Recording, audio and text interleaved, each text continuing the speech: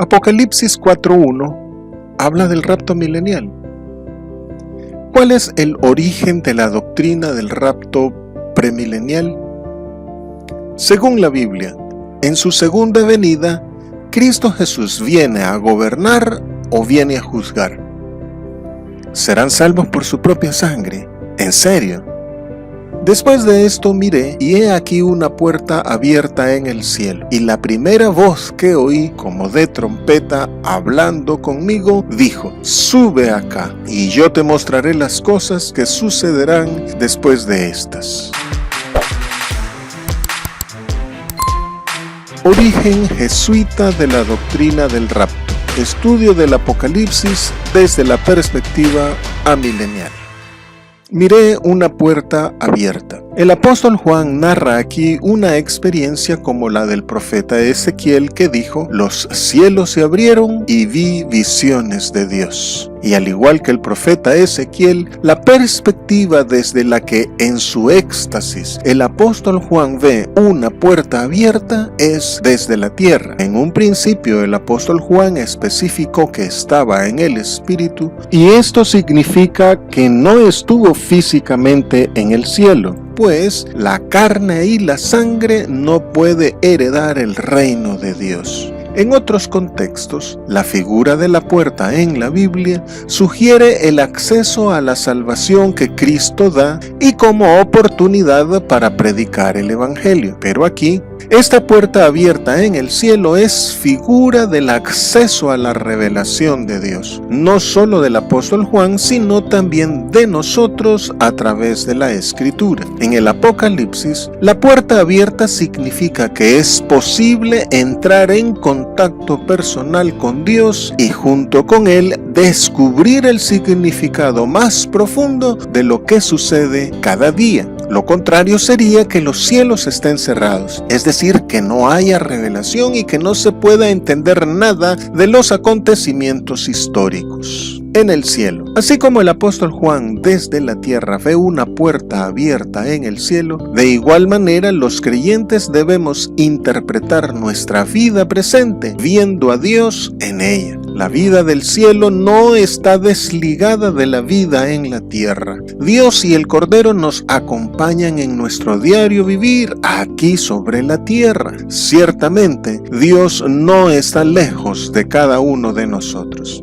La presencia activa y permanente del Espíritu de Dios en la tierra, y especialmente en su iglesia, es la fuente de la fuerza que nos ayuda a sobreponernos a las tentaciones, al oprobio y a las persecuciones. Esta inmanencia del trono de Dios en la tierra y especialmente en su iglesia es la base de la esperanza cristiana de superar a la misma muerte. No estamos solos. Dios está al pendiente de toda su creación. La toma de conciencia del creyente de la presencia de Dios y de que Él es el Dios viviente que nos ve, significa confianza en que Él no solo conoce, sino que también tiene el control de la evolución de la historia y de cada vida humana. La voz que oí como de trompeta. Al inicio del Apocalipsis, el apóstol Juan dijo que así era la voz del Señor Jesucristo. Pero esto no implica que sea el mismo Señor Jesucristo quien habla aquí con el apóstol Juan, pues el Señor se identifica como tal cuando habla. Por ejemplo, en el capítulo 11, versículo 2. Igualmente, en el capítulo 14, versículo 13, el apóstol Juan identifica plenamente la voz del Espíritu Santo cuando Él habla. Por lo que la voz que oye aquí el apóstol Juan es la del ángel del Señor que le declara las cosas que deben suceder pronto. En el capítulo 10, 4 y 8 y en el capítulo 14, versículo 15 se hace referencia también a una voz que habla con el apóstol Juan, la cual probablemente también sea de este mismo ángel. Esta metáfora de su voz como de trompeta, tanto del ángel como la del Señor Jesucristo, contrasta con la voz suave y apacible que escuchó el profeta Elías. Por tanto, la voz como de trompeta indica la claridad de los comentarios y revelaciones dados en alta voz por el ángel del Señor. La revelación dada al apóstol Juan se da con el tono de una proclamación solemne con autoridad y a la vez con la voz alta que da una advertencia con un tono de urgencia. En el Apocalipsis se mencionan también otras voces de las cuales no se especifica su emisor. Por ejemplo, la voz que surge entre los querubines, la que se oye entre los 4 cuernos, una grande voz del cielo, la que sale del templo, la que procede del trono, la de un ángel o de una multitud de ellos. Sube acá. Este sube acá no debe entenderse de manera literal, sino en el sentido de una invitación del Señor a ver las cosas terrenas desde su perspectiva y a entender las cosas como Él las ve. Si bien es cierto que la Biblia describe la morada de Dios como arriba, en el cielo, no necesariamente está precisándola en un lugar específico, porque eso sería querer encerrar a Dios en el tiempo y el espacio. El vocabulario bíblico es conforme al modo humano de hablar, usando figuras conocidas y aplicándolas a una realidad diferente a nuestra existencia, a esa realidad denominada celestial. Por esto, los términos arriba, abajo, celestial, terrenal, son modos humanos de hablar que más que un lugar específico, lo que describen es la diametral diferencia entre la dimensión terrena en la que vivimos y la dimensión divina. El apóstol Pablo compara estas realidades no en un sentido dualista, sino contrastando la realidad humana con la divina. Deshonra, gloria, debilidad, poder, mortalidad, inmortalidad, corruptible, incorruptible, animal, espiritual. De esta manera, los términos bíblicos arriba y celestial deben entenderse como descripción de las facultades cognitivas y las condiciones morales y espirituales necesarias para poder habitar o convivir con Dios. Desde esta perspectiva se comprende mejor la reprimenda del Señor Jesucristo a la iglesia de la Odisea, que se decía rica o no tener necesidad de nada, pero que a los ojos de él era desventurada, miserable, pobre, ciega y desnuda. De aquí se desprende también la comprensión de la idolatría como insensatez, que degrada la gloria del Dios incorruptible en semejanza de imagen de hombre corruptible, de aves, de cuadrúpedos y de reptiles. El rapto premilenial. La interpretación dispensacionalista de este versículo toma las frases voz como de trompeta y sube acá como prueba de la doctrina del rapto. El premilenialismo asocia la voz de trompeta con 1 de Tesalonicenses 4:16, que menciona la voz de mando con la que el Señor Jesucristo resucitará a los muertos, no en su segunda venida según ellos, sino en el rapto. Esta inadecuada asociación la acompañan con una mala alegoría del sube acá, que para ellos indica el rapto, esa ausencia de la iglesia durante el desarrollo de todas las visiones del apóstol Juan. Esta especulada ausencia, según ellos la verifican en el hecho de que la palabra iglesia no vuelve a mencionarse sino hasta finales del Apocalipsis en el capítulo 19, versículo 11, y donde ubican el retorno físico de Jesucristo a la tierra para, junto a los creyentes, gobernar al mundo pecador de manera política y a manera de un imperio mundial. Pero todo este esquema premilenial adolece de los siguientes errores. Asociar una frase con otra por su similitud no es una buena manera de interpretar, especialmente si no se toma en cuenta el contexto en la que cada expresión es dicha. Y el contexto no solo se refiere a los versículos inmediatos, tanto anteriores como posteriores, sino también a otros pasajes de toda la escritura que hablan sobre el tema. Pero no hay otros pasajes en la Biblia que hablen de rapto alguno, y no se puede basar una doctrina en tan solo un pasaje bíblico. La supuesta desaparición o rapto de la iglesia en todo el Apocalipsis nos hace preguntarnos: ¿nada de lo revelado a partir del capítulo 4 es aplicable a la iglesia? Si el Apocalipsis no es aplicable a la iglesia, entonces es innecesario e irrelevante estudiar este libro profético. Aunque la palabra iglesia no se vuelva a mencionar, el Apocalipsis sí habla de los santos,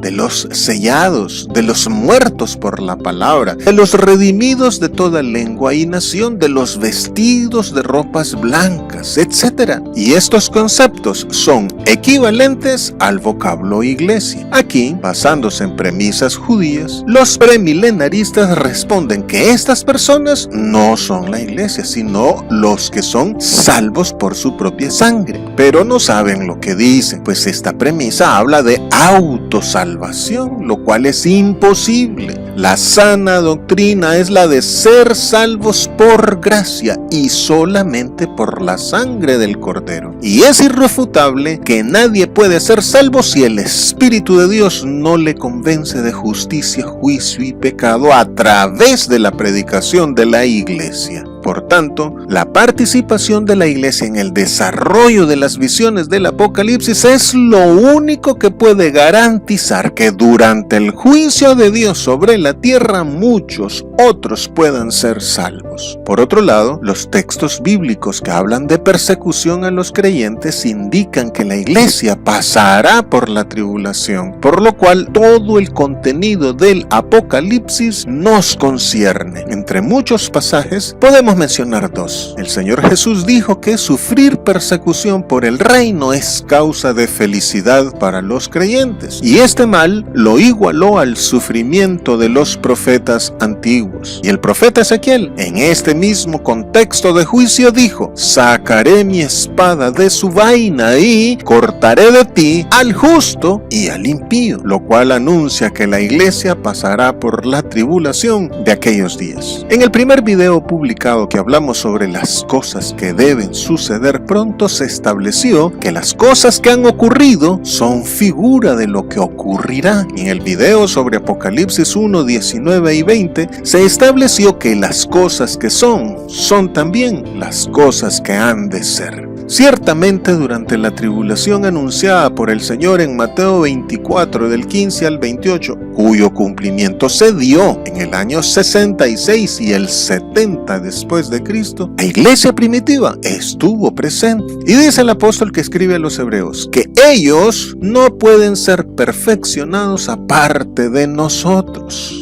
Por tanto, si ellos pasaron su tribulación, nosotros también, para ser perfeccionados como lo fueron ellos.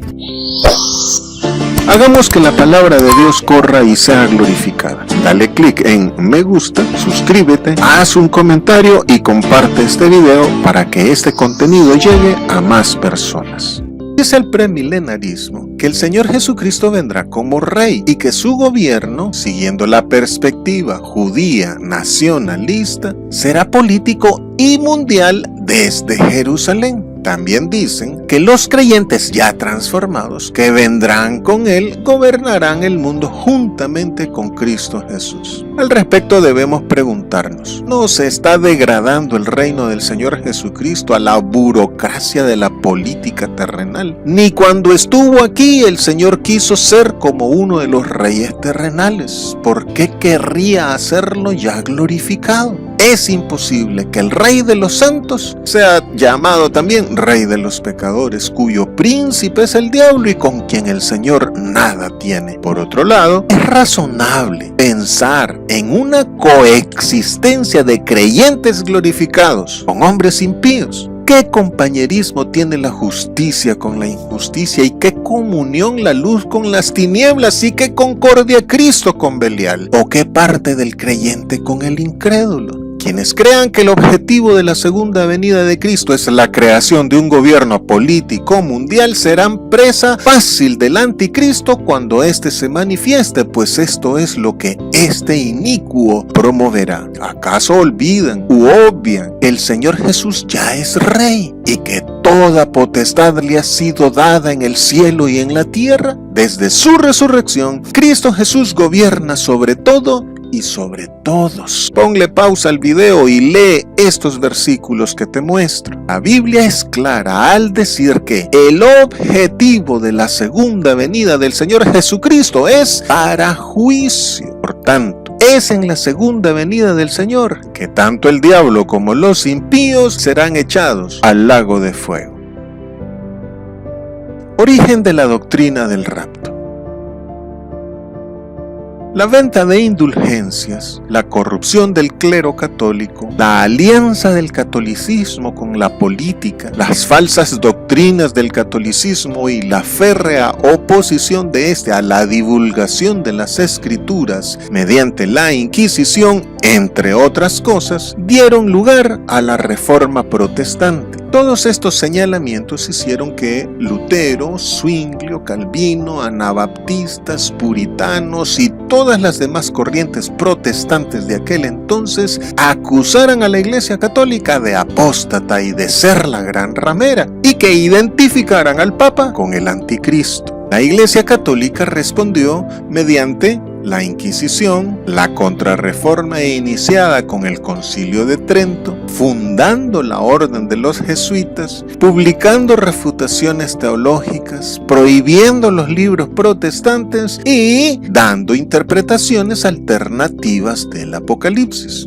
Una de esas reinterpretaciones católicas fue el comentario al Apocalipsis en 1590 del jesuita español Francisco Rivera, indicando que el cumplimiento del Apocalipsis estaba en el futuro, al final de los tiempos, convirtiéndose así él en el padre del dispensacionalismo premilenial actual. El jesuita Rivera invalidaba los ataques al papado y al catolicismo, diciendo que el Apocalipsis no debía entenderse espiritualmente ni históricamente, sino que todos los eventos tendrían lugar literalmente durante el reinado del Anticristo, el que se daría poco antes del fin de la era cristiana. Otra de esas reinterpretaciones católicas del Apocalipsis fue la de Luis de Alcázar, quien en 1614 publicó el libro El sentido oculto del Apocalipsis, indicando que todo lo escrito ahí ya se había cumplido, dando lugar a la corriente escatológica